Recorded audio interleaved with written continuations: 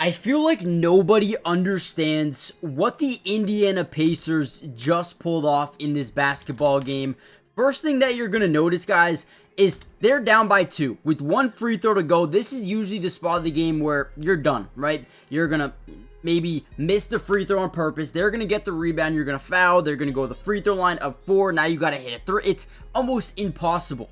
But not only does he intentionally miss this free throw high and short, but also, look at the ability by Myles Turner, knocks it out, gets into the hands of Tyrese Halliburton, and not for 1 second does he panic, right? Doesn't overcommit, doesn't put the ball immediately back up like a lot of guys like to do, but resets the offense, looks at the shot clock, looks at the game clock, and says, okay, I have enough time, let me reset this thing. Okay, next thing we notice, you're going to see them playing in the gap defense to the right side, which means if he drives right, he's going to create rotation here, right? And then this guy would drop in, and now you have to play that 2-man game between these two. So what he decides to do is says, hey, I'm locked in, I know what I can do, so instead of driving to this side, let me drive to the empty side. So boom, crosses over left, plants that right foot into the ground, gets his defender to overcommit, and now he's trending in that direction.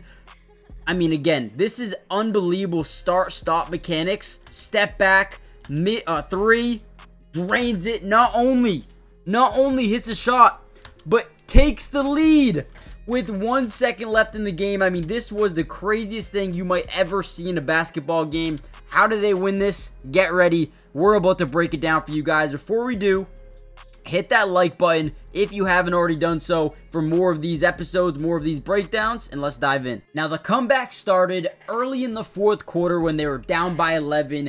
Getting out in transition is always the best thing that you can do because it forces them to not be able to play in their half-court set, okay? So as Halliburton's bringing this ball up, and we have that versatility where we can go 5 wide, because Myles Turner can shoot, Siakam can shoot, and then these guys are just getting up the court. But guess what? They can also shoot. And when you have an offense that has that much versatility, you're not going to see too many of the times that you're going to have that big man down low, because if he's there, that means someone's open for 3. So as we drive by, we now have an opportunity where Jarrett Allen had to rotate. He had to come from that weak side corner, and look at this layup by Tyrese Halliburton. You cannot make up what this dude was able to do tonight, okay? He shot 7 of 11, was 2 of 2 from the field. They were denying him the ball most of the game, and he still came out here and executed when they needed him the most. Look at this shot. And right here was all of the momentum that they needed to win this game. And then you go to the very next possession. We're setting a little bit of a ghost screen here, just getting in the way, seeing if we can create a little bit of a double team here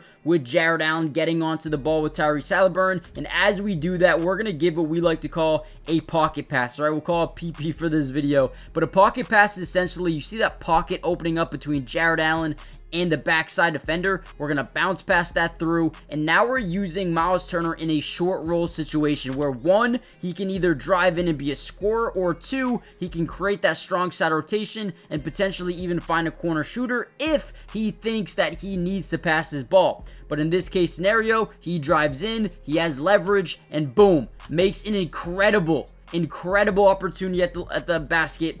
But not only that, Bennedict Mathurin flies in, okay? You need to love this team because once you see your defender kind of turn his head away from you, you can slot cut to the basket, and you're going to be wide open 99% of the time. So 1, not only does he get downhill, but also is the first guy there for the putback dunk. Bennedict Mathurin tonight, 19 points in 20 minutes, 6 of 10 from the field and 6 of 6 from the free throw line. This team was dominant, and I'm not saying because Myles Turner was able to get to the basket, create a little bit of contact, not get the foul, but the persistence to keep going, never give up on any given play is what they showcased all night. Now, once again, we're setting that screen now with the guard. Right, we're coming off this thing quick, and because this is not Tyrese Halliburton, they don't want to double team, right? They don't want to initially get put into a blender like that, so they don't initially double. We fly off this thing, we create a switch onto Max Strus, we create a little bit of body contact, and with the body control, we're able to put this up and get it to go, and get the foul as well. I mean, they were just getting downhill all they wanted because, again, the most important thing you see on this screen is nobody that can shot block besides Jared Allen, and he was forced to be at that corner because if you fully rotate in, boom, now you get an open three-point shooter, and Miles Turner is so damn dynamic for this team. He creates so many matchups inside that paint just because his ability to be at the three-point line. All right, another big-time play here. Now watch this. We're going to get this high screen from Miles Turner, and because the big is starting to hedge over, we're going to send Aaron Nesmith opposite side corner, that weak side corner as we come off this thing, and we have so much of eye candy, I guess you can call it, distraction, right? And actually, wait, before we break down this play, do me a big favor, guys.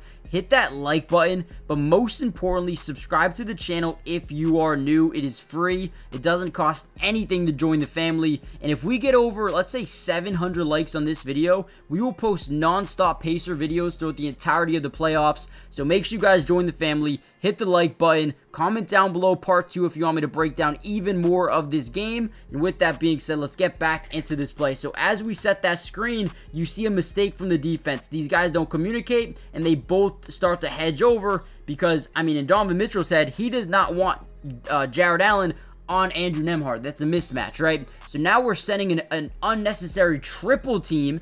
Donovan Mitchell loses his guy in space, and now all we're doing is reading the defense. You essentially collapse the entirety of the defense right here, and now you have a wide open three-point shooter in the weak side corner because, again, the lack of communication from the defense. You get a late closeout, wide open three, probably even should have been an and one as well. What a play by Nembhard and Nesmith's shot. Now, it all started with this crazy play with 35 seconds left to go. You see a bunch of just nonsense. Screen, right? Coming off it. Screen here. I mean, it looks like a bunch of just nothing, but it works out perfectly because what we do is we send Aaron Nesmith around. We now screen down. We get the ball over to Tyrese Haliburton, and then watch what happens after Tyrese gets the ball. You're now going to see another double screen off the inbound, sending him around, and then once again, we're going to turn into another screen. He's going to turn around, set a screen on Dean Wade. We're going to send